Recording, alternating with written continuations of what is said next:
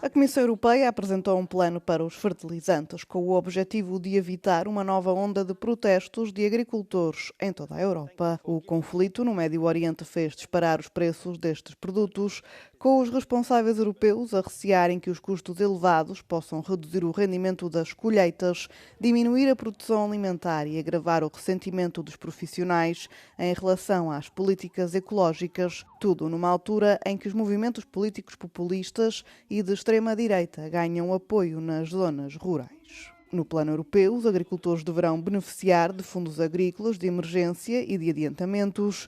Embora não haja novos fundos para os agricultores, o plano propõe medidas de curto prazo para melhorar o acesso a fertilizantes a preços acessíveis, o que implica uma reestruturação dos fundos agrícolas da União Europeia no âmbito da política agrícola comum. Christoph Hansen, comissário europeu para a agricultura, afirmou recentemente que restam 200 milhões de euros na reserva de crise da PAC, pretendendo pelo menos duplicar este montante para apoiar os agricultores. Isto acontece sob a condição de que estes adotem práticas mais sustentáveis, como a redução do uso de fertilizantes sintéticos e a adoção de substitutos de base biológica. O plano visa ainda impulsionar a produção interna destes produtos, podendo o bloco reconsiderar os limites ao uso de nitratos e azoto, caso a crise se agrave.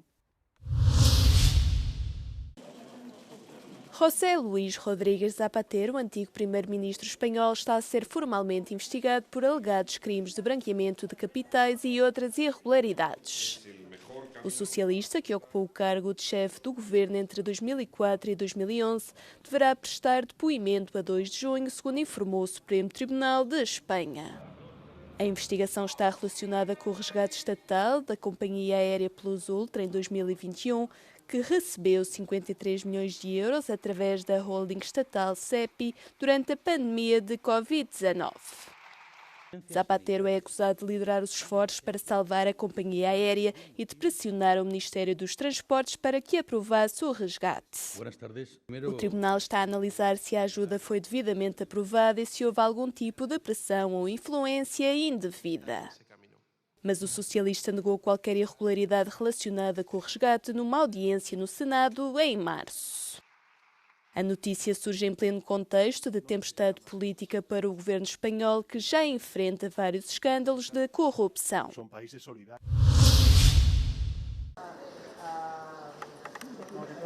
Jonathan Andic, filho do fundador da Mango, foi detido na terça-feira por suspeitas de envolvimento na morte do pai.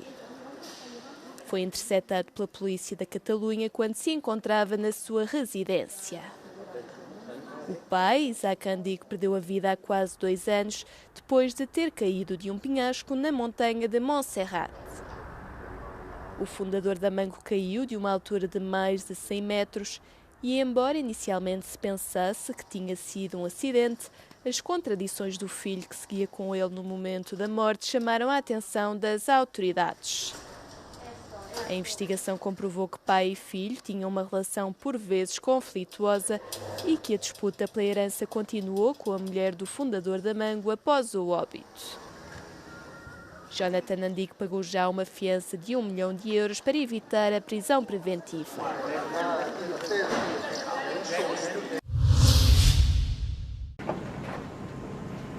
A Europol removeu milhares de publicações, contas e links online ligados ao Corpo de Guardas da Revolução Islâmica do Irão, incluindo a sua principal conta no X.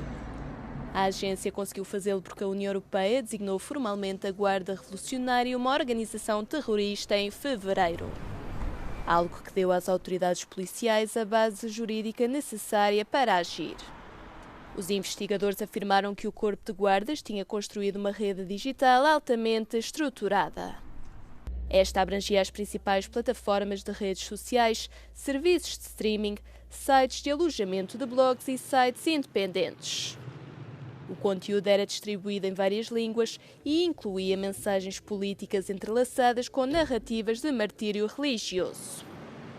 Foram também amplamente distribuídos vídeos gerados por inteligência artificial, incluindo vídeos que elogiavam a Guarda Revolucionária e apelavam à retaliação em nome do falecido líder supremo Ali Khamenei. Andriy Yermak, o antigo chefe de gabinete do presidente ucraniano, foi libertado sob fiança de 2,7 milhões de euros depois de passar 4 dias detido no âmbito de uma importante investigação anticorrupção. A fiança terá sido paga por várias fontes depois de Yermak ter afirmado a 13 de maio que não tinha meios para a pagar sozinho e que iria contar com a ajuda de amigos. De acordo com os investigadores anticorrupção da Ucrânia, Yermak é suspeito numa grande investigação de branqueamento de capitais, ligada à construção de um complexo residencial de luxo nos arredores de Kiev. As autoridades estão a investigar um esquema em que foram branqueados até 9 milhões de euros entre 2021 e 2025, através da construção do complexo residencial de luxo. Se for condenado, Yermak poderá enfrentar até 12 anos de prisão. O Gabinete Nacional Anticorrupção da Ucrânia afirmou na semana passada que Volodymyr Zelensky não tem qualquer ligação à investigação de corrupção. 3 pessoas morreram após um tiroteio numa mesquita nos Estados Unidos. 2 adolescentes de 17 e 18 anos abriram fogo contra o centro islâmico em San Diego. Foram mais tarde encontrados mortos pelas autoridades depois de terem cometido suicídio. Foi a mãe de um dos suspeitos que alertou a polícia, explicando que o filho tinha fugido de casa, estava armado e poderia estar a planear tirar a própria vida. Pouco depois foi dado o alerta para o tiroteio. While we were gathering this information and we were trying to zero in on where these individuals were at, we received the call at approximately 11:43 that there was an active shooter at the Islamic Center. Officers were in the area, still talking with mom, trying to piece together where they might be, the locations that she felt that they would be at. And that was just a few blocks away. Those officers, once they heard what was happening at the Islamic Center, immediately dispatched themselves to the mosque. As 3 vítimas mortais foram alvejadas em frente ao Centro Islâmico, uma instalação com fins religiosos, culturais e educativos. Entre as vítimas está um segurança do local, que a polícia acredita ter desempenhado um papel fundamental, evitando que o ataque tivesse um desfecho ainda pior. A polícia está a investigar o caso como um crime de ódio. Não houve uma ameaça específica contra o centro, mas as autoridades encontraram mensagens com o que descreveram de retórica e discurso de ódio generalizados.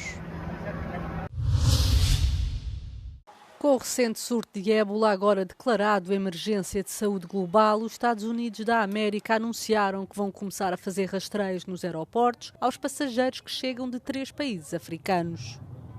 Os titulares de passaportes não norte-americanos que tenham viajado para o Uganda, República Democrática do Congo ou Sudão do Sul nos últimos 21 dias enfrentarão restrições de entrada. Esta decisão surge depois de um cidadão americano ter acusado positivo ao vírus após viagem de trabalho à República Democrática do Congo. O indivíduo em questão será transferido para a Alemanha a fim de receber tratamento. Os Centros de Controlo e Prevenção de Doenças dos Estados Unidos da América afirmaram que estão a monitorizar a situação, considerando, no entanto, baixo risco para a população em geral. Paralelamente, o Centro Europeu de Prevenção e Controlo das Doenças anunciou o envio de peritos para a África para apoiar a resposta ao surto de ébola. Foram registados até ao momento pelo menos 131 mortos e cerca de 513 casos suspeitos.